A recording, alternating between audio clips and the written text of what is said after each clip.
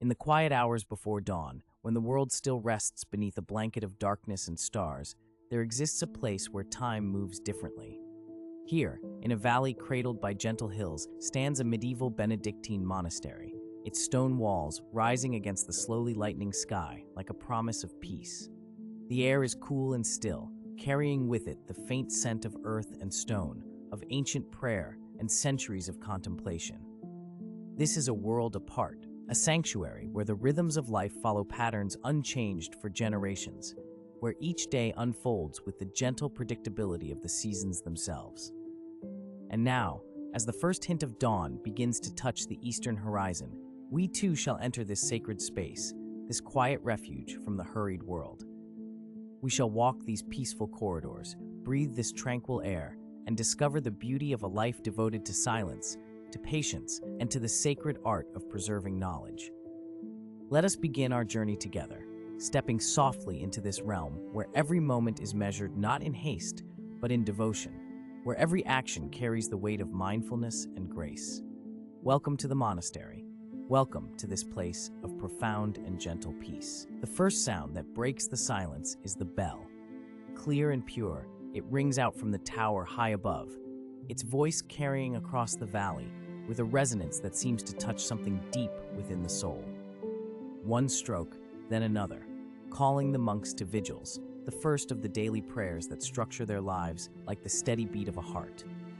Within the stone corridors of the monastery, figures begin to stir. Monks rise from simple wooden beds, their movements unhurried and practiced, part of a ritual they have performed countless times before.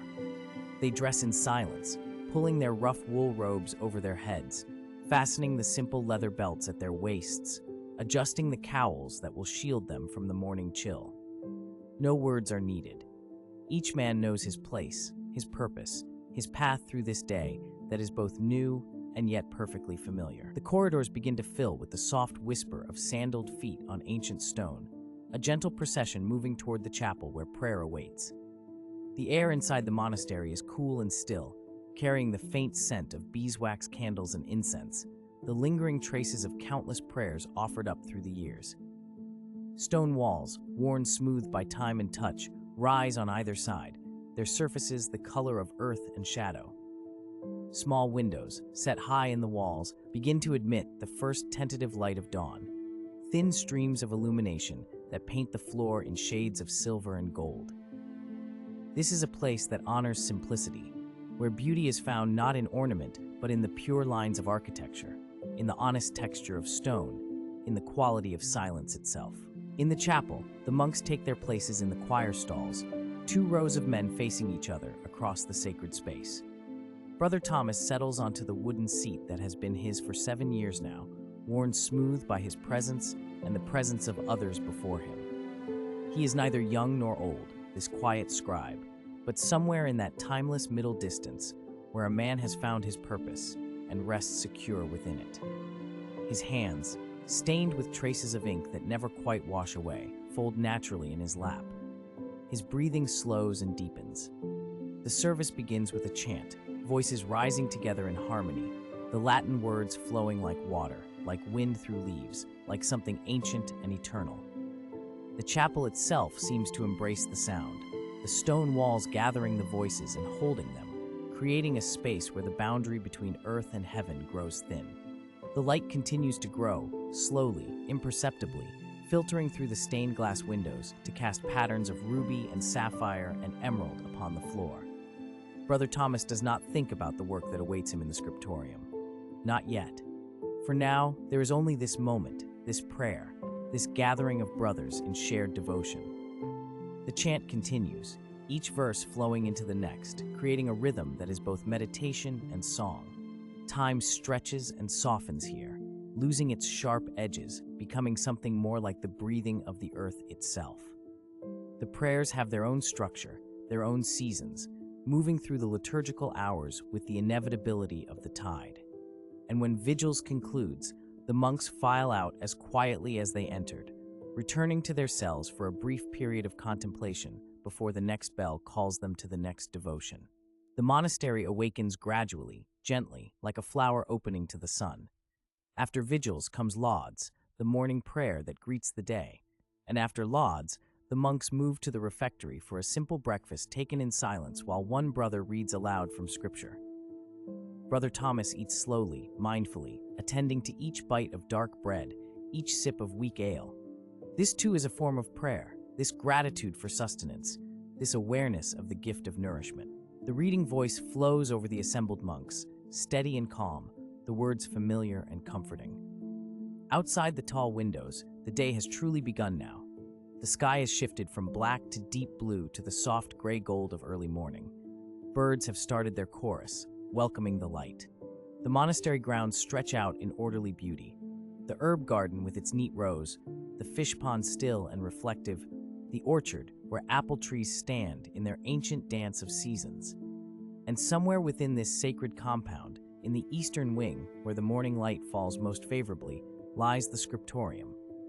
It is a large chamber on the upper floor, blessed with tall windows that face the rising sun. This is where Brother Thomas and his fellow scribes spend their days in the sacred work of copying manuscripts, preserving the wisdom of the ages, creating books that will outlast them by centuries. As the breakfast reading concludes and the monks rise from their benches, Brother Thomas feels the familiar stirring of anticipation. Soon, very soon, he will climb the stone stairs to that peaceful room. He will take his place at his desk, that particular spot by the third window where the light falls just so. He will lift his quill, dip it in ink, and continue the work he has dedicated his life to completing. And now, at last, we arrive. Brother Thomas climbs the worn stone steps that lead to the Scriptorium, his hand trailing along the smooth wall, his footsteps creating a soft, rhythmic sound that echoes gently in the stairwell. Other scribes walk with him, a quiet procession of men called to this particular vocation within the monastic life. Not all monks are suited for this work. It requires patience beyond the ordinary, a steadiness of hand and eye, an ability to sit in silence for hours, days, years, creating beauty one careful letter at a time. The Scriptorium door stands open, welcoming them into the light. It is a beautiful space, this sacred workshop, long and high-ceilinged, with windows that seem to gather the morning and pour it into the room like liquid gold. The walls are lined with shelves holding finished manuscripts wrapped in protective cloth and reference works that the scribes consult in their labors. Individual desks stand in rows, each positioned to catch the best light, each equipped with the tools of the trade. Brother Thomas moves to his desk with the ease of long familiarity. He does not hurry. There is no need for haste here, in this place where a single page might take days to complete, where a manuscript might require months or even years of devoted labor. He settles onto his wooden stool, adjusting his robe, flexing his fingers gently to prepare them for the work ahead. Before him, held open by careful weights, lies his current project, a book of hours, a prayer book for a wealthy patron, each page a marriage of sacred text and illuminated beauty. The morning light falls across the parchment, revealing the work already completed, the sections still blank and waiting.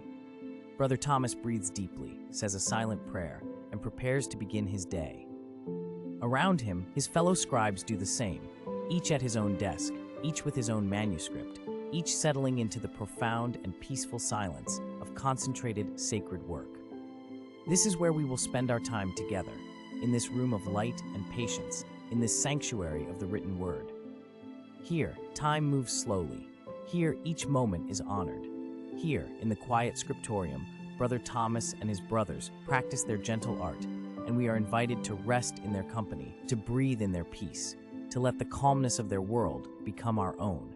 As the morning prayers fade into silence, the monks make their way through the cool stone corridors toward the Scriptorium. Their footsteps are soft whispers against ancient floors, a gentle rhythm that has echoed through these halls for generations. Brother Thomas walks among them, his hands folded within the sleeves of his brown woolen habit, his breathing slow and even, his mind already settling into the peaceful concentration that will guide his work today. The Scriptorium awaits at the eastern side of the monastery, positioned with intention to catch the first and finest light of day. As Brother Thomas enters through the arched doorway, the morning sun is already streaming through the tall windows, transforming the room into a sanctuary of golden illumination. The light moves slowly across the stone floor, warm and patient, touching each thing with gentle reverence. The room itself is a long, rectangular space with high ceilings supported by oak beams darkened by centuries of candle smoke. Along the walls, beneath the windows, stand rows of wooden desks called scriptoria, each one angled to catch the precious daylight. The desks are simple but sturdy, their surfaces worn smooth by countless hours of devoted labor. Some bear the marks of the monks who have worked there, small grooves worn by resting forearms, tiny ink stains that have become part of the wood itself, silent witnesses to years of sacred copying. Brother Thomas moves to his assigned place, the third desk from the northern window. He has worked at this very spot for 7 years now, and the desk has become a familiar friend, its particular quirks and qualities known to him as intimately as prayer. He settles onto the wooden stool with a quiet sigh of contentment, feeling the familiar comfort of beginning again this ancient practice. Around him, his brother monks are taking their own places, each moving with the same unhurried grace, the same peaceful purpose. There is no rushing here, no urgency. Time in the scriptorium moves like honey, thick and sweet and slow. Brother Michael, whose desk is beside the eastern window, carefully arranges his parchment. Brother Augustine, the eldest among them, whose hands tremble slightly with age, but whose letters remain remarkably steady, bows his head briefly in silent prayer before beginning his preparations. The air in the scriptorium carries a particular scent: parchment and ink, beeswax and oak, the faint mineral smell of pigments, the subtle mustiness of ancient vellum. It is a fragrance found nowhere else in the monastery, a perfume of knowledge and devotion blended together over centuries. Brother Thomas breathes it in deeply, letting it center him, ground him in this moment, in this sacred task. Before him on the desk lies the work he will continue today, a book of hours, a prayer book for the canonical hours of the day, commissioned by a nobleman whose name Brother Thomas does not know and does not need to know. His task is not to wonder about the destination of his work, but to pour his devotion into each letter, each word, each line. The manuscript lies partially completed, the finished pages protected by a clean linen cloth. The page awaiting his attention is marked with faint lines, barely visible guidelines drawn with a lead point to keep his writing straight and even. The morning light continues to fill the room, soft and generous, the kind of light that does not glare or tire the eyes, but sustains them, nurtures them. Through the windows, Brother Thomas can see the monastery garden, where the herbs are beginning to show their spring growth. But his attention is not drawn outward. It is here, in this room, at this desk, that his world exists today. Here, where the quiet work awaits. Here, where time becomes prayer. The preparation of tools is itself a meditation, a ritual performed each morning with the same careful attention that will be given to the copying itself. Brother Thomas begins, as he always begins, by examining his quills. They rest in a simple wooden holder at the corner of his desk. 5 quills, each cut from the primary flight feathers of geese raised in the monastery's own yard. The quills are beautiful in their simplicity, pale and smooth, strong yet delicate. He selects one quill, turning it slowly in his fingers, feeling its weight and balance. The quill has already been cured and hardened, a process that took many days, but it requires a fresh cut each morning to maintain the sharpness necessary for fine work. Brother Thomas reaches for his penknife, a small blade with a handle worn smooth by his grip, and with movements practiced into perfect economy, he begins to shape the nib. The knife whispers against the quill in soft, deliberate strokes. He cuts the end at a precise angle, then makes a careful slit up the center of the nib to create the channel that will hold and release the ink. Each cut must be exact. Too broad, and the letters will be clumsy and thick. Too narrow, and the ink will not flow freely. Brother Thomas has made thousands of these cuts over the years, perhaps tens of thousands, and his hands know the work without conscious thought. The preparation becomes a kind of prayer, a focusing of mind and spirit. When the quill is ready, he sets it down carefully and turns his attention to the ink. Before him sits a small ceramic inkhorn, dark and glazed, nestled in a holder carved from a single piece of oak. The ink inside is iron gall ink, made by the monastery's inkmaker, Brother Peter, who tends this craft with the same devotion Brother Thomas brings to his copying. The ink is created from oak galls, the round growths found on oak trees, combined with iron salts and gum arabic, then left to age and mature until it reaches the perfect consistency and depth of color. Brother Thomas removes the stopper from the inkhorn, and the sharp, slightly metallic scent of the ink rises to meet him. The ink is nearly black, with just the faintest hint of brown in its depths, and it has the consistency of thin honey. He takes a moment simply to observe it, this substance that will carry sacred words onto sacred pages, this bridge between the divine message and the human eye. On the desk before him, arranged with careful order, are other essential tools: a ruling board for measuring and marking straight lines, a pumice stone for smoothing rough patches on parchment, a knife for scraping away errors, small weights of lead wrapped in leather to hold down parchment that might otherwise curl, a piece of soft linen for wiping the quill. Each object has its place, its purpose, its role in the sacred work. Brother Thomas reaches for the parchment he will work with today. It is calfskin vellum, prepared in the monastery's own parchment workshop. The skin has been soaked in lime, scraped clean of hair and flesh, stretched on a frame, dried, and finally cut to size. The result is a surface of extraordinary smoothness, pale cream in color, with a subtle warmth that seems to glow in the morning light.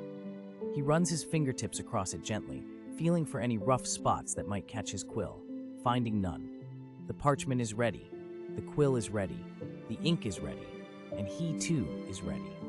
Around him, the other monks are engaged in their own preparations, each following the same rituals, the same careful steps. The scriptorium is filled with small, gentle sounds, the whisper of a blade against quill, the soft scrape of pumice on parchment, the quiet tap of a weight being set down. These sounds blend together into a peaceful symphony of preparation, a music that speaks of devotion and care, of work about to begin. There is no hurry, there is only readiness, patience, and the deep calm of knowing exactly what comes next. Brother Thomas bows his head briefly, offering a silent prayer before he begins. He asks for steadiness of hand, clarity of mind, and purity of heart. He asks that his work might honor God and serve those who will one day pray from the pages he creates. The prayer is wordless, more feeling than thought, a gentle opening of the spirit. When he raises his head again, his eyes are soft, his breathing deep and even, and he is ready to enter into the work. He dips his quill into the inkhorn, a careful motion, not too deep. The ink climbs the slit in the nib through capillary action, filling the tiny reservoir. He withdraws the quill and pauses, allowing a single excess drop to fall back into the inkhorn. Then, with the piece of linen, he gently touches the side of the nib, removing any excess that might blot on the page. Only then, when everything is perfect, does he bring the quill to the parchment. The first letter of the day is a D, the beginning of Domine, the Latin word for Lord. It is the opening word of the prayer for terce, the mid-morning office. Brother Thomas's hand moves with slow deliberation, tracing the curve of the letter with exquisite care. The quill makes the softest sound against the parchment, a gentle scratch that is almost soothing, like rain on leaves or wind through grass. The ink flows from the nib in a steady, controlled line, dark and rich against the cream surface. Each letter is a small masterpiece of concentration. The downstrokes are made with slightly more pressure, creating thick, strong lines. The upstrokes and curves are lighter, more delicate. This variation in thickness, called modulation, gives the letters their beauty, their rhythm, their life. Brother Thomas forms each letter according to the strict rules of the Caroline minuscule script, the clear, regular style favored by his order. The letters are upright and evenly spaced, neither cramped nor sprawling, each one a perfect balance of structure and grace. Domine, labia mea perias, he writes, Lord, open my lips. The ancient words flow from his quill, letter by letter, word by word. He does not rush. He cannot rush. Speed is the enemy of beauty in this work, and beauty is the offering he makes. Each letter receives the same devoted attention, whether it is the first of the day or the 1000th. There is no hierarchy of importance here. Every mark on the page is sacred. The morning light continues its slow journey across the scriptorium, and Brother Thomas continues his own journey across the page. Line follows line in gentle succession. The margins are measured precisely, 1 inch from each edge, creating a harmonious frame for the text. The lines themselves are guided by the faint markings he made yesterday with his lead point, lines that will eventually be erased once the ink is fully dry and set. Time becomes fluid in this work. Minutes pass, but Brother Thomas could not say how many. He is aware of the light, of the warmth of the sun on his left shoulder, of the comfortable weight of the quill in his fingers, of the satisfying scratch, scratch, scratch as it moves across the parchment. He is aware of the presence of his brother monks around him, each engaged in the same type of work, each contributing to the great ocean of devotion that fills this room. Occasionally, he pauses to dip his quill again into the ink, or to wipe it clean, or simply to rest his hand for a moment. During these pauses, he might glance at the page before him, checking the straightness of his lines, the consistency of his letters, the overall harmony of the text taking shape. His eyes trace back over what he has written, and a quiet satisfaction settles in his chest. The work is good, the letters are clear, the words will endure. Around him, the gentle sounds of the scriptorium continue, the scratch of quills on parchment, the soft rustle of pages being turned, the occasional quiet sigh of a monk settling more comfortably at his desk. These are the sounds of concentrated labor, of minds and hands working in harmony, of devotion made tangible. The sounds are rhythmic, repetitive, soothing as a lullaby. They speak of continuity, of tradition, of work that has been done this way for hundreds of years and will continue for hundreds more. The morning deepens, and with it, the quality of light in the scriptorium subtly shifts. The golden radiance of early morning mellows into the clear, steady illumination of mid-morning, perfect for close work, perfect for the tiny details that distinguish a merely adequate manuscript from one that sings with beauty. Brother Thomas has completed half a page now, the Latin prayers flowing in neat columns down the parchment, each word a small devotion, each line a meditation. At the far end of the scriptorium, Brother Benedict rises quietly from his desk and moves to the pigment cabinet, a tall wooden cupboard with many small drawers. He will spend this morning mixing colors for an illuminated initial he plans to add to his manuscript tomorrow. The preparation of pigments is an art unto itself, one that requires knowledge passed down through generations, an understanding of minerals and plants, of binding agents and techniques. Brother Thomas can hear the gentle sounds of Brother Benedict opening drawers, the soft clink of small ceramic jars, the quiet grinding of pestle against mortar. These sounds, too, become part of the scriptorium's gentle symphony. They speak of the layers of craft involved in creating these sacred books, not just the writing, but the colors, the decorations, the bindings, each element requiring its own specialized knowledge and skill. Brother Thomas returns his attention to his own work. He is beginning a new section now, a prayer for none, the mid-afternoon office. The first letter will be slightly larger than the others, a minor initial about 3 lines high, though not as elaborate as the great illuminated letters that begin major sections. Still, it requires special attention. He will form this letter in the same ink as the text, but with extra care given to its proportions and decorative flourishes. He sketches the letter first with a lead point, barely visible marks that give him a guide to follow. The letter is a D again. Many of the prayers begin with Domine, or Deus. He plans simple decorative terminals on the vertical stroke, small triangular flourishes that add elegance without ostentation. His order favors simplicity in most things, but simplicity need not mean plainness. There is beauty and restraint in the perfect execution of an uncluttered design. With his preliminary sketch complete, Brother Thomas dips his quill and begins to form the letter. His hand moves with confidence born of long practice, following the guide marks with steady precision. The curve of the D is full and generous, the vertical stroke strong and sure. At the top and bottom of the stroke, he adds the small decorative elements, triangular serifs that give the letter a sense of completion, of deliberate design. The result is elegant and clear, beautiful in its straightforward simplicity. As he works, Brother Thomas is aware of a deep sense of contentment. This work suits him perfectly. His temperament is calm and patient, his hands steady, his mind able to sustain focus for long periods without restlessness. He does not long for action or adventure. He does not crave variety or excitement. Here, in this quiet room, doing this repetitive work, he has found his place in the world, his way of serving God and his fellow man. Each letter he forms is a prayer. Each page he completes is an offering. The hours pass in gentle succession. The sun continues its arc across the sky, and the light in the scriptorium shifts accordingly, moving gradually from east to south. The monks work on, their concentration unwavering, their devotion constant. There is a timeless quality to this scene, a sense that it could be any day in the past 500 years, or indeed, any day in the next 500. The work remains the same. The devotion remains the same. The peace remains the same. Brother Thomas completes the decorative initial and continues with the text of the prayer. His hand moves in familiar patterns. Dip the quill, touch the linen, bring the nib to the parchment, form the letter, repeat. The rhythm is meditative, almost hypnotic. His breathing slows to match the rhythm of his work. His thoughts quiet until there is only the present moment, only the letter being formed, only the word being written. This is the gift of such work. It brings the mind fully into the present, into the here and now, releasing worry about the future and regret about the past. There is only this breath, this stroke, this letter, only this. As the morning moves toward midday, a profound stillness settles over the scriptorium. The initial bustle of preparation has long since faded.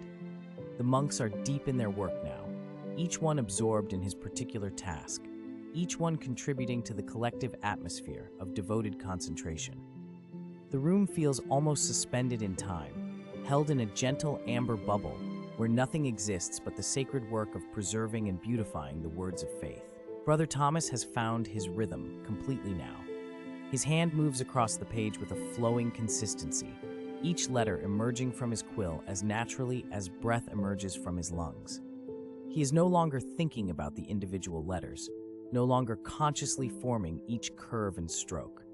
Instead, the words seem to flow through him, from the exemplar text he is copying, through his eyes, through his mind, through his arm and hand and fingers, through the quill, onto the parchment.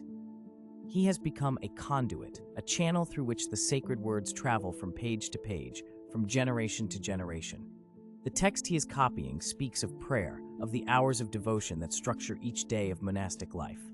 Let my prayer be directed as incense in thy sight, the words say, the lifting up of my hands as an evening sacrifice. Brother Thomas knows these words intimately. He has prayed them countless times throughout his years in the monastery. And yet, copying them letter by letter brings a new intimacy, a new understanding. He must attend to each word, each syllable, in a way that spoken prayer does not require. The words sink into him more deeply, their meanings layering in his consciousness like sediment, settling to the bottom of a still pool. The scratch of his quill is joined by the scratch of a dozen other quills, a gentle chorus of friction and purpose. Brother Michael at the eastern window is copying a psalter, his letters larger and rounder than Brother Thomas's, suited to the particular manuscript he creates. Brother Augustine works on a gospel lectionary, his aged hands moving with surprising steadiness, each letter formed with the precision of decades of practice. Young Brother Martin, newest to the scriptorium, copies a simple text for practice, his concentration visible in the set of his shoulders, the careful deliberation of each stroke. The air in the room is warm now, heated by the sun streaming through the windows. The warmth is pleasant, comfortable, like a gentle embrace. It makes the monks drowsy but not sleepy. Rather, it creates a sense of deep relaxation, of bodies and minds at ease, perfectly suited to the slow, careful work they perform. The light has taken on an almost tangible quality, thick and golden, filling the spaces between the desks, settling over the bent heads of the monks like a benediction.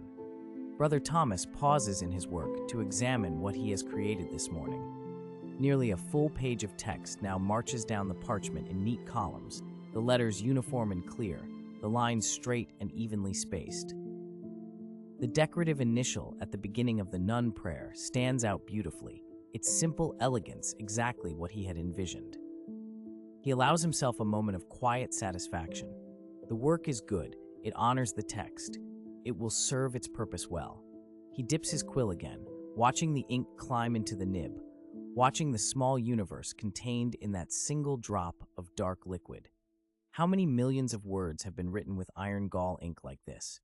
How many prayers, how many gospels, how many psalms and hymns and sacred texts? The thought fills him with a sense of connection to all the scribes who have come before him, all the way back to the earliest days of the church, when monks first began the holy work of copying and preserving the scriptures. He is part of a great chain, a living tradition that stretches back through the centuries and will, God willing, stretch forward into the future. The morning work period is drawing toward its close. Soon the bell will ring for sext, the midday prayer, and the monks will set down their quills and make their way to the chapel. But that time is not quite here yet. For now, there is still this moment, still this page, still these words waiting to be formed. Brother Thomas brings his quill back to the parchment and continues, his hand steady, his mind quiet, his heart at peace. Letter follows letter. Word follows word. Time moves slowly, gently, like a river in summer, unhurried and sure. And in the warm, golden scriptorium, surrounded by the gentle sounds of devoted labor, Brother Thomas writes on, adding his small offering to the great treasury of faith, finding in this repetitive work a deep and abiding joy. As the sun climbs higher in the sky beyond the scriptorium windows, Brother Thomas sets down his quill and draws toward him a fresh page of vellum, one specially prepared for illumination. The surface is smooth as silk beneath his fingertips, rubbed with pumice stone until it gleams with a soft luster. This page will become something extraordinary, a union of word and image, text and beauty, devotion expressed not just in letters, but in color and gold. He rises slowly from his seat, his movements unhurried, and walks to the cabinet where the precious materials are kept. Here, in small ceramic vessels and stone pots, rest the pigments that will bring life to the sacred words. Each color has been prepared with care, ground from minerals and plants, mixed with binders that have been used since ancient times. Brother Thomas selects what he needs with reverence, knowing the value of each substance, the rarity of each hue. Returning to his desk, he arranges his materials before him like a painter preparing his palette. There is ultramarine, that most precious blue, ground from lapis lazuli brought from distant mountains beyond Persia. Its cost is nearly equal to gold itself, and so it is reserved for the most sacred elements, the robes of the Virgin, the vault of heaven in illuminated scenes. Beside it rests vermilion, bright and warm as flame, made from cinnabar. There is verdigris green, earthy and rich, and orpiment yellow, glowing like captured sunlight. Brother Thomas takes a small amount of the blue pigment and places it in a shallow dish. He adds a few drops of binding medium, gum arabic, dissolved in water, and begins to mix with a small glass muller. The motion is circular, gentle, rhythmic. Round and round goes the muller, grinding the pigment finer, blending it with the binder until the consistency is perfect, smooth as cream, neither too thick nor too thin. The color deepens as he works, becoming richer, more luminous. Time seems to pause in this simple action, in the grinding and mixing, the slow transformation of powder into paint. The scriptorium around him continues its gentle rhythm. Other monks work at their desks, some writing, some also preparing colors. The light through the windows has shifted, grown stronger, more golden. It falls across the room in long, slanting beams that catch the dust motes floating in the air, each tiny particle glowing like a spark. The warmth of midday begins to fill the space, comfortable and drowsy, lending everything a peaceful, dreamlike quality. Brother Thomas sets aside the blue and begins to prepare the vermilion. The same careful process, the same patient grinding. The red spreads across the dish like a sunrise, vibrant and alive. Then the yellow, bright and cheerful. Each color receives the same attention, the same meditative care. There is no hurry here, no rush. Each action is complete in itself, worthy of full presence and mindfulness. When his pigments are prepared, Brother Thomas turns his attention to the gold. Gold leaf, hammered so thin it seems scarcely to exist, delicate as a whisper, precious beyond measure. Working with gold requires special care, special preparation. He takes a small pot of gesso, a mixture of slaked plaster, lead white, and sugar, and examines the page before him, visualizing where the gold will go. In the margin, an elaborate initial letter will bloom. Within its curves and flourishes, gold will catch the light, will glow as if illuminated from within. With a fine brush, Brother Thomas begins to apply the gesso to the vellum, tracing the outline of the letter with steady practiced strokes. The gesso goes on smoothly, building up slightly from the surface of the page, creating a gentle cushion that will hold the gold. This too is a meditation, this careful application, this building of foundations for beauty yet to come. In the quiet scriptorium, surrounded by his brothers in their shared labor of faith, Brother Thomas works on, patient and serene, creating slowly, creating with love. The gesso takes time to dry, and so Brother Thomas sets aside the illuminated page and returns to his copying work. But his mind remains partly with that page, with the gold yet to be applied, with the colors waiting in their dishes. Anticipation in the monastery is a gentle thing, never anxious, never impatient. It is simply an awareness of what comes next, held lightly, without grasping. Around him, the scriptorium has settled into its deepest concentration. This is the heart of the day, when the morning's fresh energy has matured into steady, sustained focus. Each monk is absorbed in his particular task, and the room seems to hum with silent intention. Brother Martin works on a psalter, his letters flowing across the page in perfect rows. Brother Benedict repairs a damaged manuscript, carefully scraping away old ink, preparing the parchment for new text. The abbot's secretary copies official documents, his hand swift but precise. Through the high windows, the sky is a brilliant blue, the blue of summer at its peak. A few clouds drift past, white and soft as wool, casting brief shadows that move across the scriptorium floor. The stones of the walls have warmed in the sun, and they release their heat slowly, gently, adding to the comfortable warmth of the space. It is neither too hot nor too cool, but perfectly balanced, perfectly conducive to the work of mind and hand. Brother Thomas tests the gesso with a careful fingertip. It is dry now, ready to receive the gold. He reaches for the small book of gold leaf, opening it with reverence. Each sheet of gold rests between pages of tissue, so thin that a breath could send it flying. He prepares his gilder's cushion, a small padded surface, and his gilder's knife, its blade worn smooth from years of use. With infinite care, he opens the book to reveal a sheet of gold. It shimmers in the light, catching every subtle movement of air, rippling like water. Using the flat of his knife, he slides the gold leaf from its protective page onto the cushion. It settles there, impossibly delicate, impossibly beautiful. Brother Thomas breathes slowly, evenly, aware that even the motion of his breath could disturb the leaf. He cuts the gold with his knife, a gentle pressing motion rather than a true cut, dividing the leaf into smaller pieces suitable for his work. Each piece seems to glow with its own light, as if it has captured the sun and holds it still. Taking up a fine brush, Brother Thomas moistens it slightly with his breath, just the faintest dampness, and very carefully touches it to a piece of gold leaf. The gold adheres to the brush, and slowly, Brother Thomas lifts it and carries it to the waiting page. The gesso has been painted with a thin layer of egg white, activated now, slightly sticky. Brother Thomas lowers the gold onto the gesso, and it clings there, settling into place. He releases his breath, which he had been holding without quite realizing it. The gold is in place. Now comes the pressing, the burnishing, but not yet. The egg white must dry first, must set. Patience, always patience. He continues this process, piece by piece, transferring gold from cushion to page.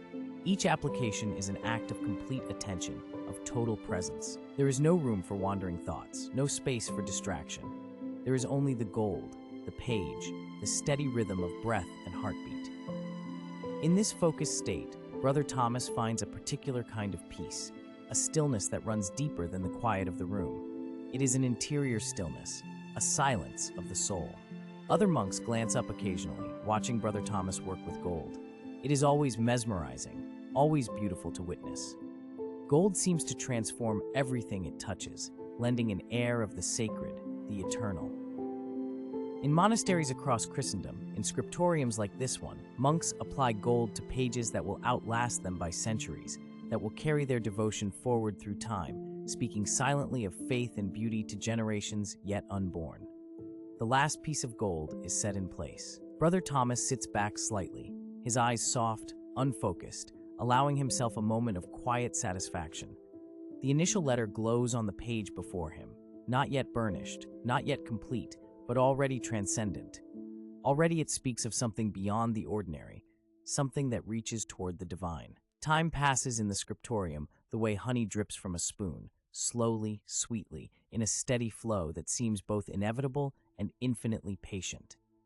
The monks have long since learned not to fight against time, but to move with it, to let it carry them along like a gentle current.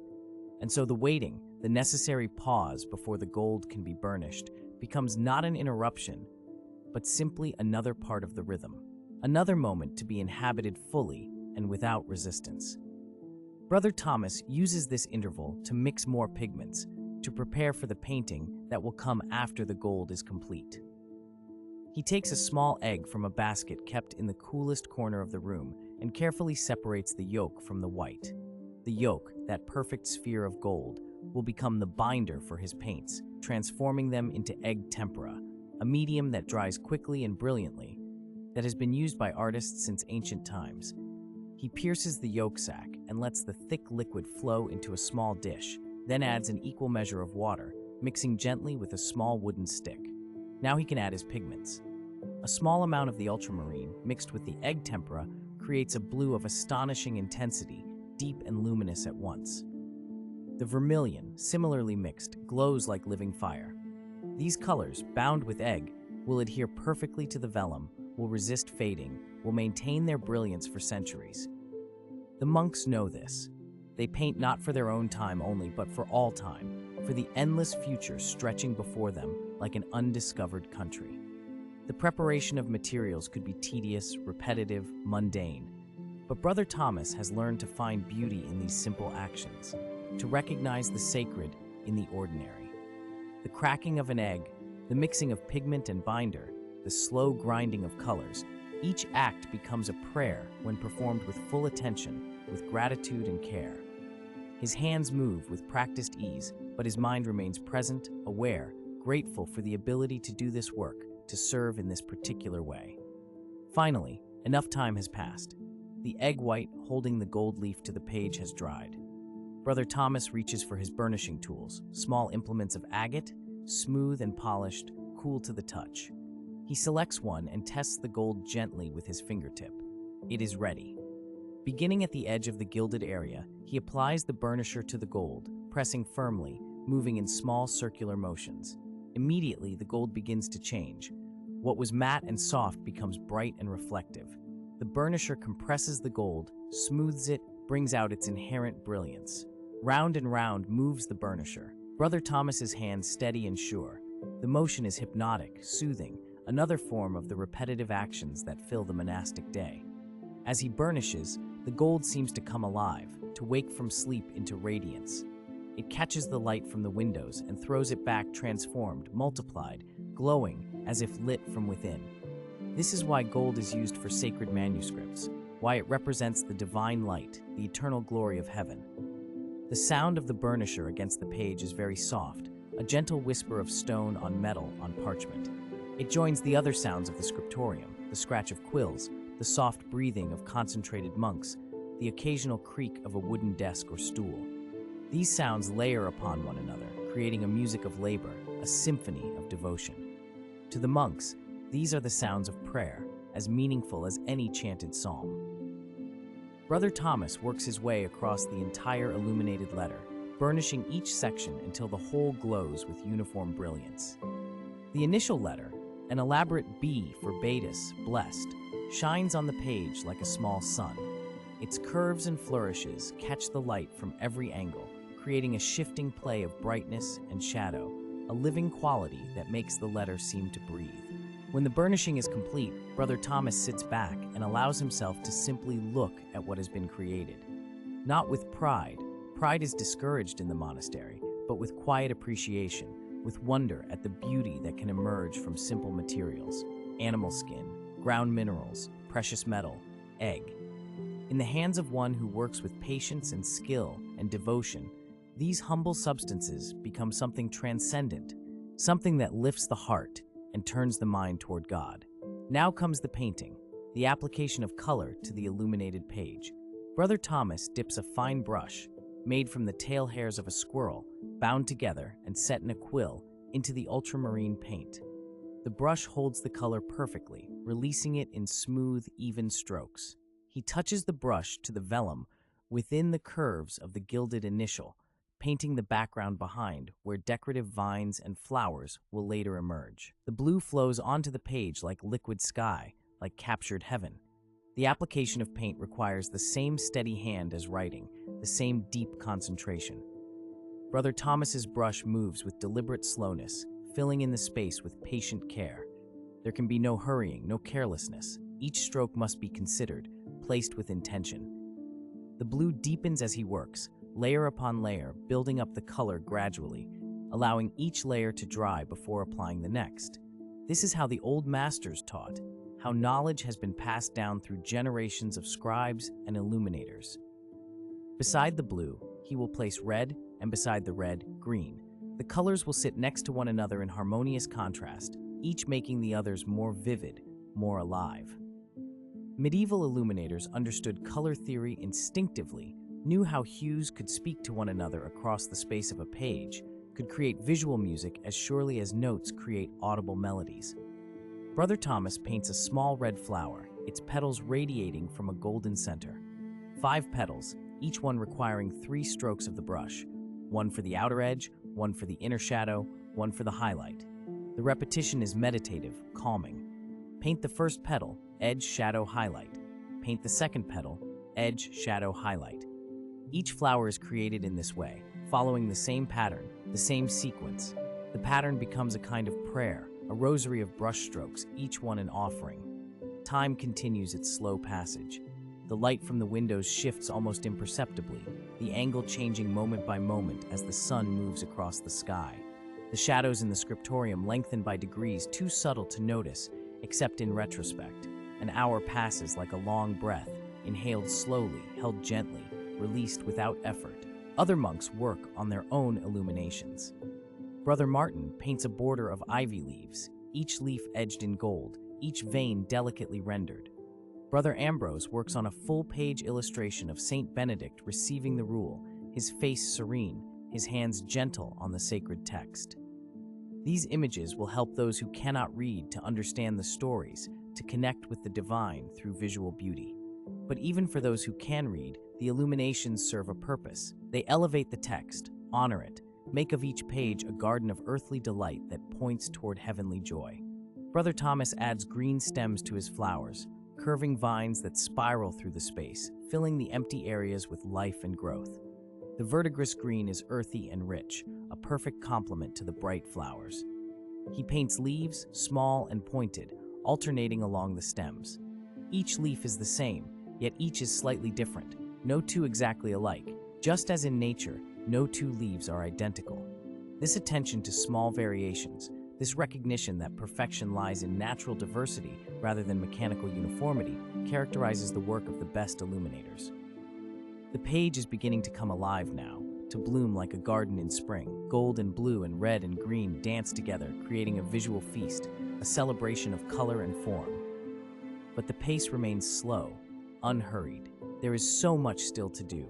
More flowers, more leaves, delicate white highlights, fine black outlines to define and separate the forms. Days of work remain before this single initial letter will be complete. But Brother Thomas does not think about days. He thinks only about this flower, this leaf, this single brush stroke. In this moment, there is nothing else, nowhere else, no one else. There is only the work, the breath, the steady presence of God in the quiet room. The work continues, stroke by stroke, breath by breath. Brother Thomas has entered that particular state of consciousness that comes with sustained, focused attention, a state where the boundary between self and work begins to blur, where the doing becomes effortless, where time loses its ordinary meaning. Mystics speak of this as a kind of union, a joining of the individual soul with the act itself, and through that act, with the divine source of all creativity. But Brother Thomas would never use such grand language. For him, it is simply what happens when one works long enough, quietly enough, with enough love. He paints another flower, and another. The pattern is ingrained now, requiring no conscious thought. His hand knows what to do. His brush finds its way naturally to each next stroke. Edge, shadow, highlight. Edge, shadow, highlight. The rhythm is as natural as walking, as breathing. Between flowers, he adds small gold dots, tiny points of light scattered like seeds across the blue background. Each dot is applied with the tip of a brush loaded with shell gold, gold ground to powder and mixed with binder, paintable gold that cannot be burnished, but that adds subtle richness nonetheless. Across the scriptorium, the afternoon deepens. The light takes on a warmer quality, more amber than white, more honey than water. It suits the work, this warm light, complementing the colors on the page, making the gold glow even more richly. The stones of the walls seem to breathe with warmth, and the air itself feels thicker somehow, more substantial, as if it too has been warmed and enriched by the sun's passage. Brother Thomas adds the finest details now, thin black lines that outline each form, that separate flower from vine, leaf from background.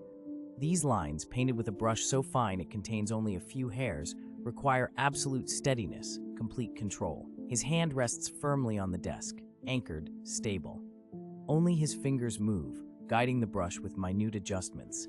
The black ink flows smoothly, creating boundaries, defining shapes, bringing clarity and crispness to the design. Then come the white highlights, tiny touches of lead white mixed with egg, placed on the petals to suggest light falling on their surfaces, creating the illusion of dimension, of form. A touch on the edge of each petal, on the curve of each leaf. The white catches the eye, draws attention, makes the forms appear to lift from the page. These final details transform the illumination from beautiful to extraordinary, from skilled craft to true art. But even as he adds these finishing touches, Brother Thomas knows that his goal is not to draw attention to his own skill, not to invite praise for his artistry. The illumination serves the text, honors the sacred words. It exists to draw the reader's eye, to delight the heart, and through delight, to open the soul to the message contained in the letters. The beauty is a doorway, not a destination. It points beyond itself to something greater, something infinite and eternal. The page nears completion. Brother Thomas leans back slightly, his eyes soft, taking in the whole rather than focusing on individual elements. The initial letter glows with inner light. The colors sing in harmony. The gold blazes with captured radiance. It is good. Not perfect, only God is perfect, but good, honest, made with care and skill and devotion. It will serve its purpose. It will endure. He sets down his brush and flexes his fingers gently, releasing the tension that has built up during the hours of fine detail work. His back is stiff from bending over the desk, and he straightens slowly, feeling the pull of muscles, the reminder that he is embodied, physical, mortal. But the ache is not unpleasant. It is the honest weariness of meaningful work, the body's testimony to effort and concentration. Around him, other monks also pause, stretch, breathe deeply.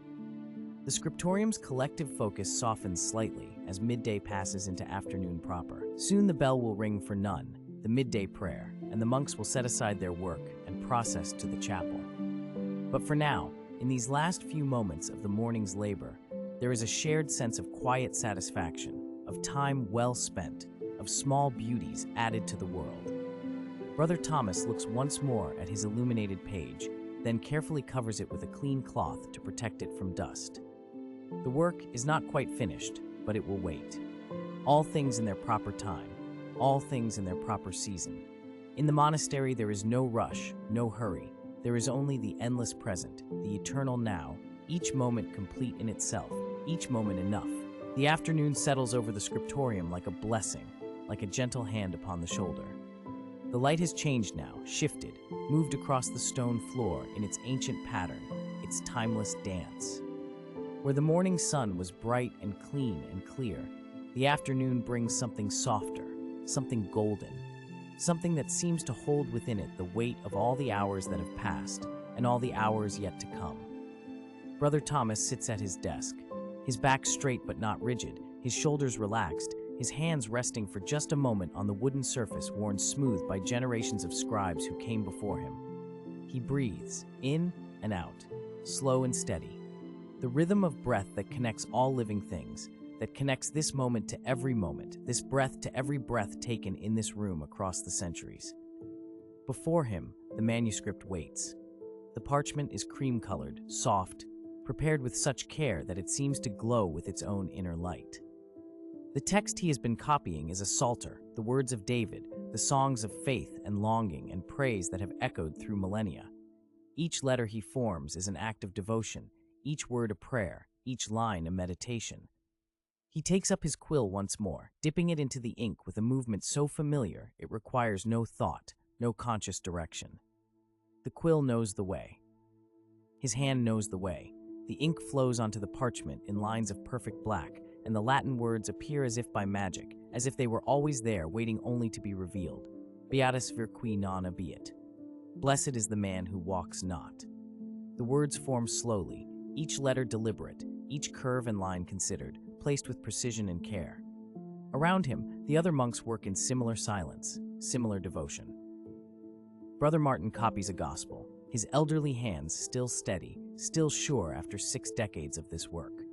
Brother Peter, the youngest, practices his script on a wax tablet, forming letters again and again until they are perfect, until they are worthy of the sacred parchment. The room is filled with the sound of their labor, the gentle scratch of quills, the faint rustle of parchment, the soft whisper of robes as someone shifts position, the quiet creak of a wooden stool. Time moves differently here in the afternoon hours. It stretches, it deepens, it becomes something you can almost touch, almost taste.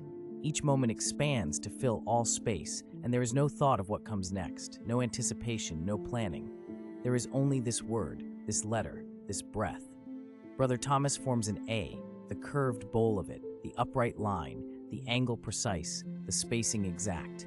Then another letter, and the words emerge like footsteps on a familiar path, like prayers worn smooth by repetition, like the stones of the cloister worn down by generations of sandaled feet walking the same circuit, again and again, in meditation, in contemplation, in the endless turning of the seasons and the days. The afternoon light catches in the glass of the high windows, sending subtle colors across the stone walls, amber and honey, cream and the palest gold. Dust motes drift in the beams of light, turning slowly, caught in currents of air so gentle they can barely be felt. The monks work on, unhurried, patient, as if they have all the time in the world. And perhaps they do.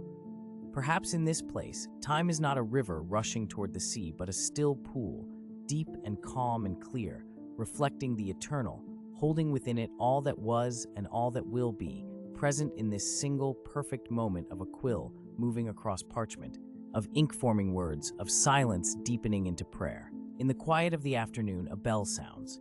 Not the great bell of the tower that calls the community to gather, but a smaller bell, softer, its tones sweet and clear and gentle. It is the signal for the office of none, the 9th hour, the prayer that marks the middle of the afternoon. The monks set down their quills as one, the movement synchronized not by command, but by long habit, by the rhythm of monastic life that has been absorbed into their very bones, their very breath. They rise from their seats, slowly, stiffly, bodies that have been bent over desks for hours straightening, stretching slightly, returning to awareness of themselves as physical beings, not just minds and spirits focused on the page.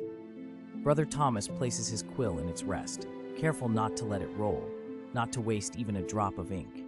He stands, his hands folding naturally into his sleeves, and joins the silent procession from the Scriptorium. Their footsteps echo softly on the stone stairs as they descend to the chapel, a small side chapel reserved for the offices of the hours when the main choir is not in use.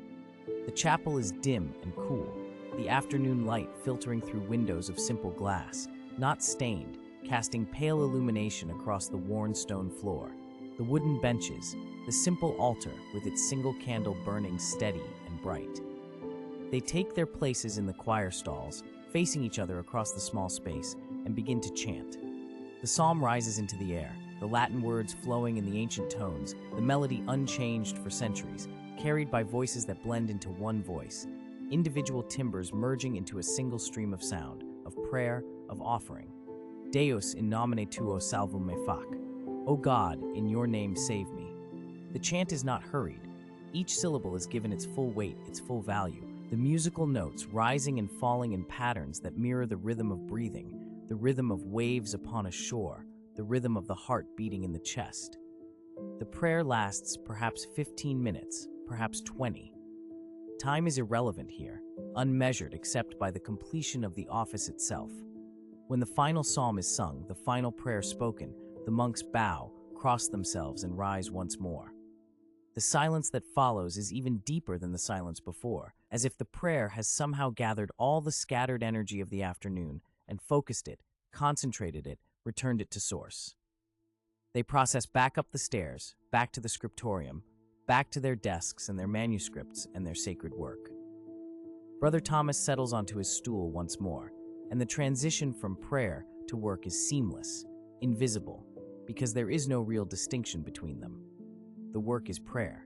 The prayer is work. The quill in his hand is an instrument of devotion, no less than the voice that chanted the psalm, the hand that made the sign of the cross.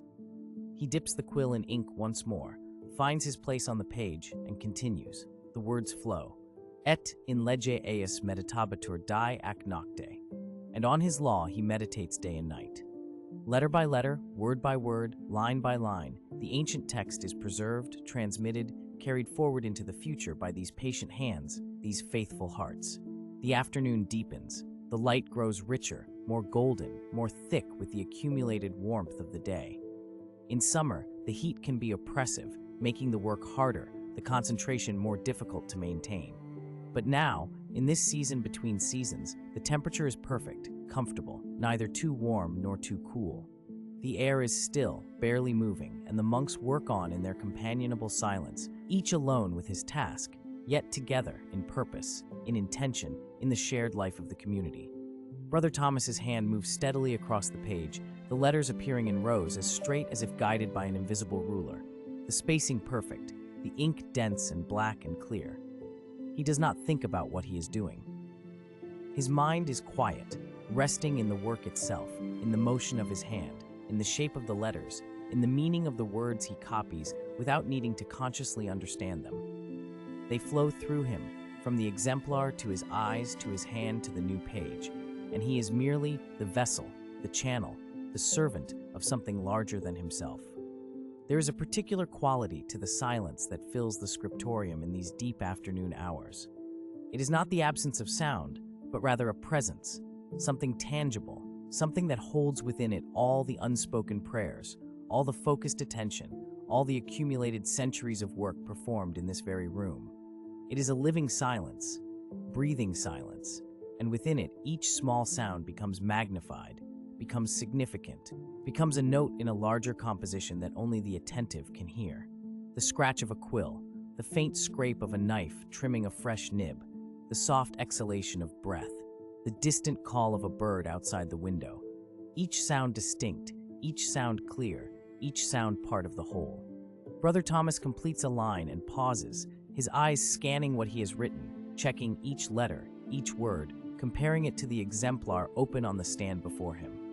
Accuracy is everything in this work. A single mistake, a single miscopied word can change meaning, can introduce error, can corrupt the sacred text. And so he checks and checks again, his trained eye noting the shape of every letter, the spacing, the alignment.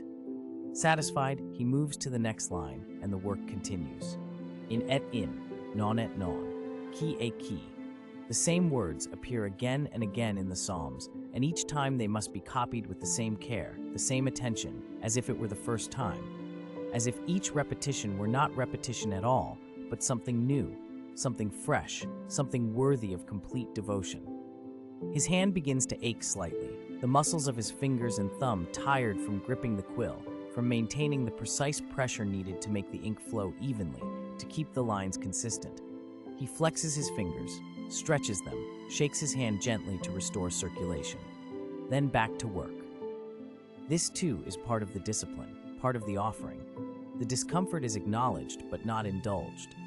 It is simply there, part of the physical reality of the work, part of what it means to be embodied, to be human, to serve God with flesh and bone and blood, as well as with spirit and mind.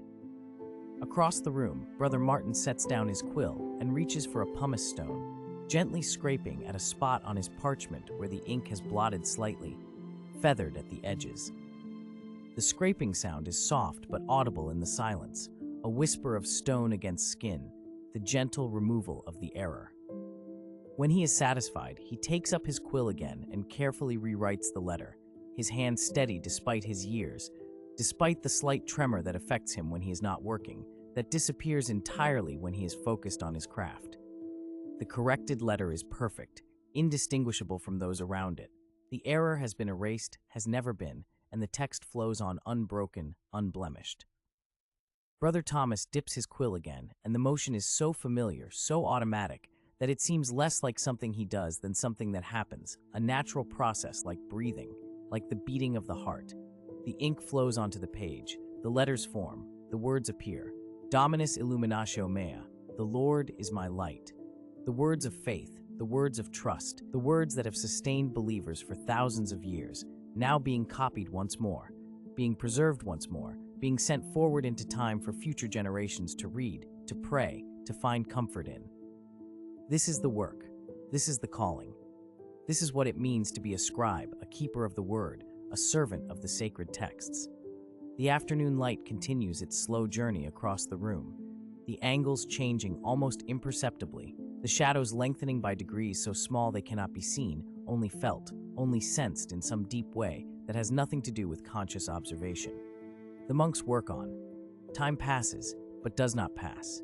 The present moment stretches to encompass everything, and there is no past, no future, only this eternal now, this endless present where a quill moves across parchment and ink becomes word and word becomes prayer and prayer becomes the very substance of existence, the ground of being, the foundation upon which everything else rests. In the repetition, there is peace. In the sameness, there is freedom. Each letter Brother Thomas forms is both exactly like every other letter of its kind and utterly unique, a paradox that his mind no longer tries to understand but simply accepts, embraces, dwells within. The E he writes now is the same shape as the E he wrote before, and the one before that, reaching back through all the hours of this day, all the days of this week, all the weeks and months and years of his life as a scribe. And yet each one is different, imperceptibly different perhaps, but different nonetheless, carrying within it the exact quality of this moment, this breath, this particular position of his hand, this specific angle of light, this shade of attention or fatigue or joy or simple presence. The work has become meditation, has become prayer in its purest form, wordless, thoughtless, simply being, simply doing. His mind is not empty, it is full, but full of the work itself, full of the shape of the letters, the flow of the ink, the rhythm of the copying. Thoughts arise and fall away like ripples on a pond, like leaves drifting down in autumn, touching the surface and moving on, leaving no trace. A memory of morning prayer, a fleeting concern about a brother who was coughing at breakfast, a brief awareness of hunger, of the evening meal still hours away. Each thought appears and disappears, and he returns always to the page, to the quill, to the letter forming under his hand. There is a rhythm to the work that matches the rhythm of his breathing, the rhythm of his heartbeat. Dip the quill, form the letter, another word, dip the quill again. The rhythm is soothing, hypnotic, like the rhythm of walking, of knitting, of any repetitive task performed with attention and care. It is the rhythm of the rosary, bead after bead, prayer after prayer. It is the rhythm of the chant, note after note, phrase after phrase. It is the rhythm of life itself, breath after breath, heartbeat after heartbeat, day after day, season after season, the great wheel turning, the cycles within cycles, and all of it held in the hand of God, all of it part of the great pattern, the great design that cannot be seen from within, but only trusted, only accepted, only lived. Brother Peter, at his desk near the window, carefully copies a capital letter from an exemplar, his young tongue visible between his teeth in concentration. The letter is an elaborate I, decorated with intertwining vines and leaves, and he must copy each tendril, each curve, each tiny detail with exactness. His hand is less steady than Brother Thomas's, his experience measured in months rather than decades, and he must pause frequently, must check and recheck, must sometimes scrape away an error and begin again. But there is no frustration in him, no impatience. He has been taught well. He knows that this is the path, that mastery comes only through repetition, through patient practice, through willingness to fail and begin again and again and again, until the hand knows the way without being told, until the letters flow as naturally as speech, as naturally as song. The afternoon wears on, the sun continues its ancient journey across the sky, invisible to the monks within the scriptorium, but present nonetheless in the changing quality of light, the shifting shadows, the subtle alterations in color and tone that mark the passage of hours. Brother Thomas reaches the end of a page, the final line complete, the final word written. He pauses, studying his work with a critical eye, but also with satisfaction. It is good work. Clean, clear, accurate. The letters are well formed, the spacing even, the lines straight. This page will endure, will be read and prayed over by people not yet born, in times he cannot imagine, in a world he will never see. And yet he is connected to them, these unknown future readers, connected by this work, by these words, by the sacred text that transcends time and space, and joins all believers, all seekers, all who hunger for meaning and truth and beauty. He turns the page carefully, the parchment whispering as it moves. A fresh page, blank and waiting, ready to receive the words, ready to be transformed from mere animal skin into something sacred, something holy. And he begins again, the first letter, the first word, the first line. The rhythm resumes, the meditation continues, the prayer goes on, endless and eternally new, like the love of God, like the mercy that is fresh every morning, like the grace that flows without ceasing from age to age, world without end. As the afternoon deepens toward evening, the quality of silence in the scriptorium becomes even more profound, even more complete. It is as if the room itself has entered into meditation, as if the very stones of the walls, the wooden beams of the ceiling, the flagstones of the floor have absorbed the prayers and the focused attention of all who have worked here and now, radiate it back, creating a space that is almost tangible in its peace, almost visible in its stillness. The monks continue their work, but even more slowly now, even more deliberately, each movement an offering, each breath a prayer, each moment complete and whole and sufficient unto itself. Brother Thomas writes the same words he has written 1,000 times before. Domine, Lord Deus God, miserere, have mercy. The Latin flows from his quill like water from a spring, clear and pure and unceasing. The words are so familiar that they have become part of him, woven into the fabric of his being, and yet they never lose their meaning, their power, their ability to move and console and inspire. Each time he writes Domine, he remembers who he serves, who he belongs to, who holds his life in caring hands. Each time he writes miserere, he feels anew his own need for grace, for forgiveness, for the love that accepts and transforms and makes whole. The repetition is not monotony, it is something else entirely.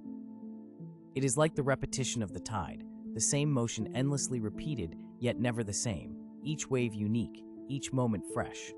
It is like the repetition of the seasons, spring following winter, summer following spring, autumn following summer, winter following autumn, and then spring again, the cycle eternal yet always new, always bringing something unexpected, something wonderful. It is like the repetition of daily prayer, the offices marking the hours, the same psalms sung again and again, day after day, year after year, and yet each time they are prayed, they speak anew, they reveal something hidden, they open a door that had been closed. His hand moves across the page, letter, letter, letter, word, word, word. The ink is black as night, stark against the cream of the parchment, and the contrast is beautiful, is meaningful, is itself a kind of symbol, the word emerging from silence, light emerging from darkness, form emerging from void. In the beginning was the Word, and these monks, these scribes, these faithful servants are guardians of that word, keepers of it, transmitters of it, across time and space, across generations and cultures, and the vast distances that separate human beings from one another. The work they do is sacred, not because they are perfect, but because it serves something perfect, something eternal, something that will endure when they are dust, when this monastery is ruins, when even the language they write in is no longer spoken or understood. Brother Martin completes his page and sets down his quill with a soft sigh of satisfaction. His hands fold naturally in his lap, and for a moment he simply sits, breathing, being, present. His eyes are tired, his back aches, his fingers are stiff. He is old, far older than most monks live to be, and he knows that his time is short, that before many more seasons have passed, he will make his final journey to the chapter house for the last time, will be laid to rest in the cemetery beyond the east wall where his brothers sleep in the soil, returning to the earth from which they came. But there is no fear in him, no anxiety. Death is simply another threshold, another office to be observed, another part of the great cycle. And until that day comes, there is this work, this sacred work, this privilege of serving the word, of keeping it alive, of passing it on. The afternoon light is fading now, beginning its slow transition toward evening. The gold becomes richer, deeper, touched with amber and honey. Shadows lengthen, the air cools slightly. Brother Thomas dips his quill once more, forms another letter, another word. The work continues, the prayer continues. The silence deepens and deepens still, becoming vast, becoming infinite, becoming a space large enough to hold all the longing, all the devotion, all the patient love of all who have ever sought to serve the sacred, to touch the eternal, to make something beautiful for God. And in this silence, in this stillness, in this perfect present moment, there is everything that has ever been needed, everything that could ever be wanted. There is peace. There is purpose. There is the quiet joy of work well done, of life well lived, of love well offered. Letter by letter, word by word, breath by breath, prayer by prayer, the afternoon wears on toward evening, and all is well, and all shall be well, and all manner of things shall be well. And so the afternoon light begins its gentle descent, softening at the edges, growing golden and warm as it slants through the high windows of the Scriptorium. Brother Thomas feels the change before he sees it, a subtle shift in the quality of illumination upon his parchment, a deepening of shadows in the corners of the room. The westering sun paints long rectangles of amber light across the stone floor, and in these pools of radiance, dust motes drift like tiny pilgrims on their own slow journey toward rest. He completes another line, his hand steady, his breath even, and allows himself a moment to look up, to observe the transformation taking place around him. The other monks continue their work, but there is a quality of completion beginning to settle over the room, a sense of drawing toward closure that feels as natural as breathing. No word is spoken, no bell has rung, yet each scribe seems to sense that the working day moves toward its appointed end. Brother Thomas returns to his manuscript, but his strokes become, if possible, even more deliberate, even more present, as though he wishes to savor these final hours of light. The letters flow from his quill with a rhythm that has become as familiar as prayer, as natural as the beating of his heart. Each curve, each line, each careful serif is an offering, a small gift of attention and devotion placed upon the altar of the page. Outside, somewhere beyond these thick stone walls, the world continues its turning. Birds settle into their evening roosts, farmers guide their oxen homeward across furrowed fields. The sun traces its ancient path toward the horizon. But here, in this sacred space, time moves differently, not faster or slower, but deeper, more fully inhabited, each moment given its proper weight and reverence. The afternoon becomes evening, not with haste, but with grace, unhurried, complete. Brother Thomas dips his quill once more into the ink pot, watches the excess drip away in dark droplets that catch the golden light, and continues his copying. The words are familiar now, these verses he has transcribed so many times before, yet they remain ever new, ever worthy of his full attention. This is the gift of repetition, not monotony, but depth, not boredom, but belonging. Letter by letter, the sacred text takes form beneath his hand, and in the forming, something equally sacred takes shape within his soul. Peace, presence, purpose. The afternoon wears on toward evening, and still the work continues, gentle and unhurried, each moment a small eternity, each stroke of the quill a quiet prayer offered into the gathering dusk. The bell for Vespers rings out across the Abbey, its voice clear and resonant in the cooling air, calling the monks to evening prayer. The sound reaches into the Scriptorium like a gentle hand extended in invitation, and the scribes respond with practiced grace.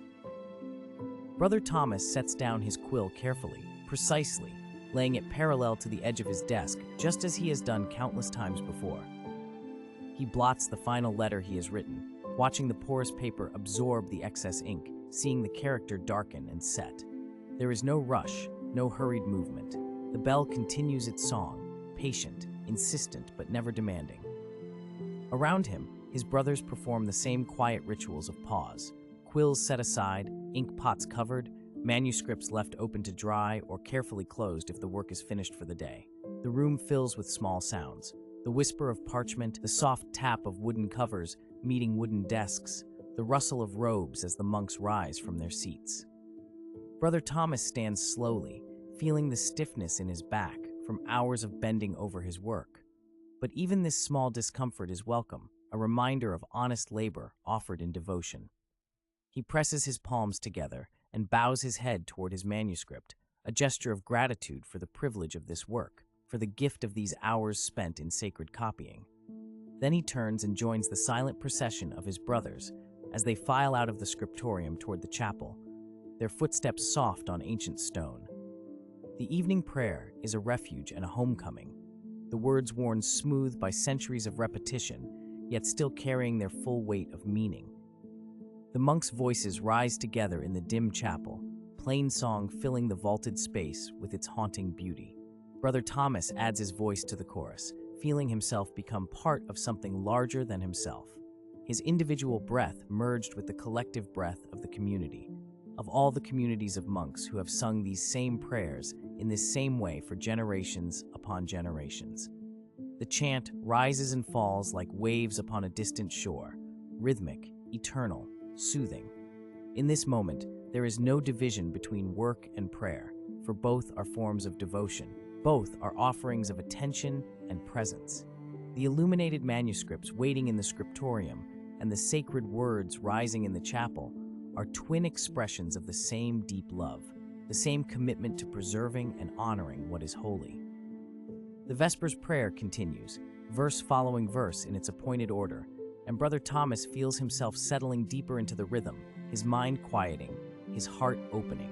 This is the pattern of monastic life, work and prayer, prayer and work, each giving meaning to the other, each making the other possible.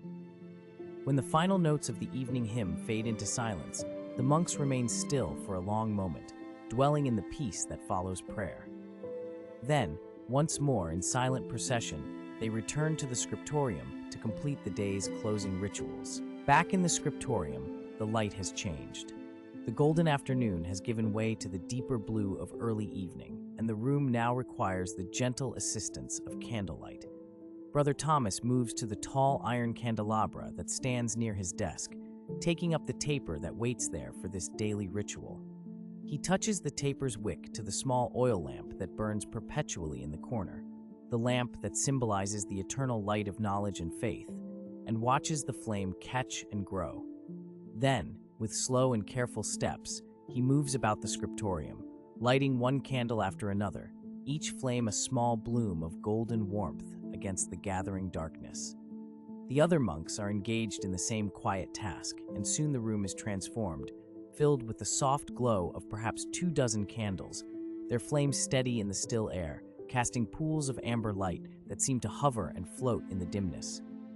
There is something magical about this transition, this daily transformation from natural to candlelit illumination. The scriptorium becomes a place out of time, a chamber of gold and shadow, where the boundaries between visible and invisible, between earthly and eternal, seem somehow thinner, more permeable. Brother Thomas returns to his desk and stands for a moment, simply looking at his day's work.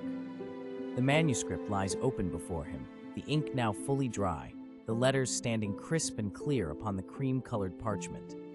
He has copied several pages today, each one the fruit of hours of concentrated attention. And though the work is not yet complete, the manuscript will require many more days, perhaps weeks of labor.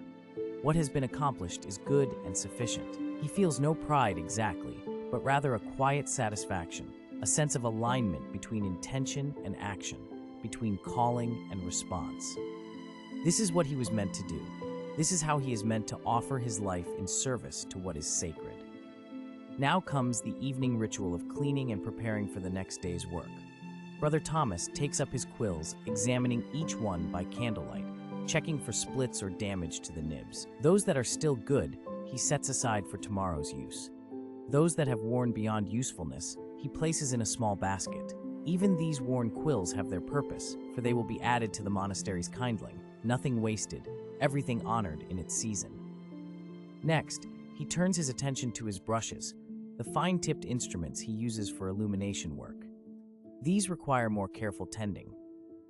He pours a small amount of clean water into a shallow dish and gently works the remaining pigment from the bristles, swirling each brush in the water, watching the color leach out in soft clouds of red, blue, gold. The water becomes murky, beautiful in its own way, a liquid record of the day's creative labor. He rinses each brush thoroughly, then shapes the bristles carefully between his fingers, setting each one aside to dry in the wooden holder crafted for this purpose. The cleaning continues, each small task performed with the same care and attention that Brother Thomas brings to his copying. He wipes down his mixing palette, removing the dried remnants of today's pigments, preparing the surface for tomorrow's colors. He checks his parchment supply, counting the sheets that remain, noting what will be needed in the days ahead. He examines his knife for sharpening quills, its blade still keen, still ready for service. Each of these tools is a companion, a partner in the sacred work, and each deserves this evening attention, this grateful maintenance. Around him, his brother monks are engaged in similar rituals. The scriptorium is filled with quiet sounds, the splash of water, the soft scrape of cloth on wood, the gentle clink of glass ink bottles being stoppered and set aside. No one speaks, but the silence is not empty. It is full of shared purpose, of collective devotion, of the deep companionship that comes from working side by side toward a common goal. Brother Thomas can feel his brother's presence around him, can sense the care they bring to their own closing rituals, and he feels held by this community, supported and sustained by these men who have chosen the same path, the same life of prayer and labor, of beauty and devotion. When his tools are clean and ordered, Brother Thomas turns his attention to his manuscript. The pages he has worked on today must be kept safe through the night. He takes a clean linen cloth from the shelf beside his desk and drapes it gently over the open manuscript, protecting the parchment from dust, from any vagrant draft that might stir through the scriptorium in the night hours.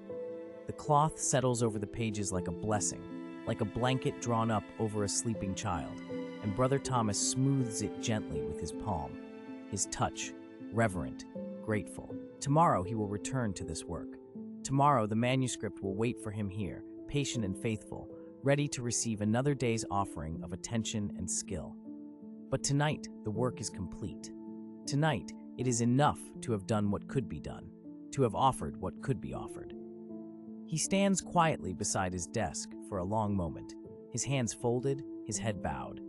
In the silence of his heart, he offers a prayer of thanksgiving for the gift of this day, for the privilege of this work, for the beauty of sacred words taking form beneath his hand, for the community of brothers who share this calling, for the long tradition of scribes stretching back through the centuries, connecting him to all who have sat at desks like this one, in rooms like this one, copying and preserving and illuminating the words that matter most.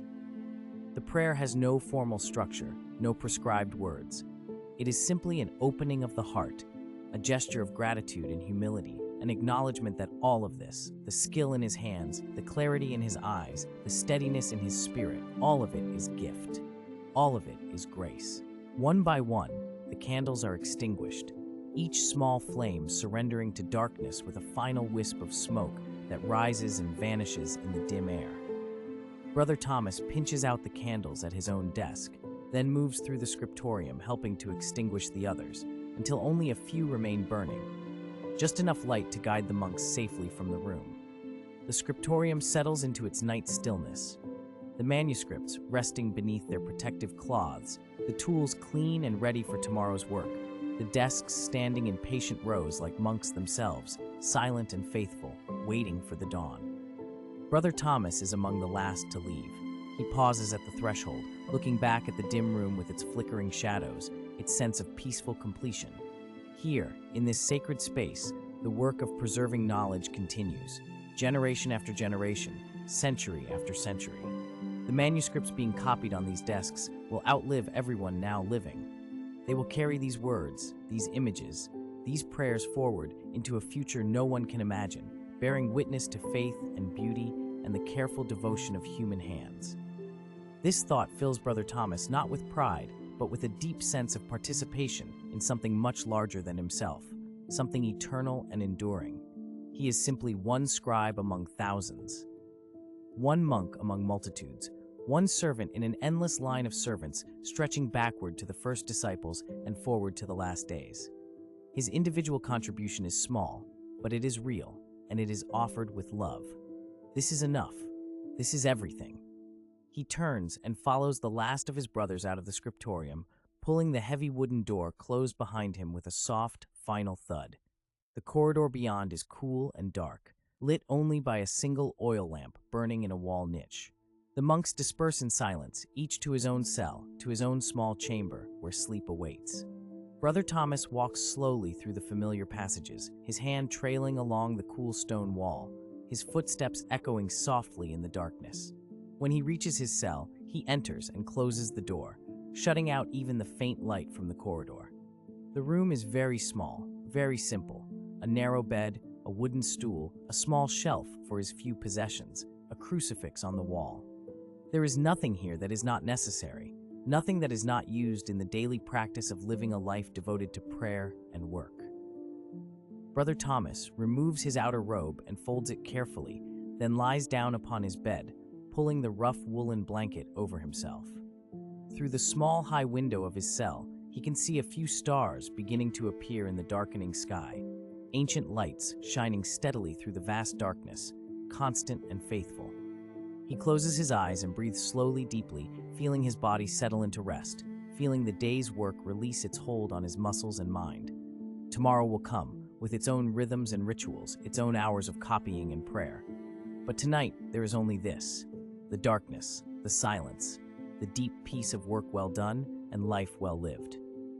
Letter by letter, day by day, prayer by prayer, the eternal cycle continues. And all is well, all shall be well, and all manner of things shall be well. Sleep comes gently, like a blessing, and Brother Thomas surrenders to it with gratitude, his last conscious thought, a wordless prayer of thanks. The monastery sleeps, the scriptorium rests, the manuscripts wait patiently in the darkness, and the stars turn slowly overhead, keeping their ancient watch, as they have always done, as they will always do, world without end. Thank you for listening tonight. If this story helped you drift off, consider leaving a like and subscribing for more calming stories. Sweet dreams, and I'll see you next time.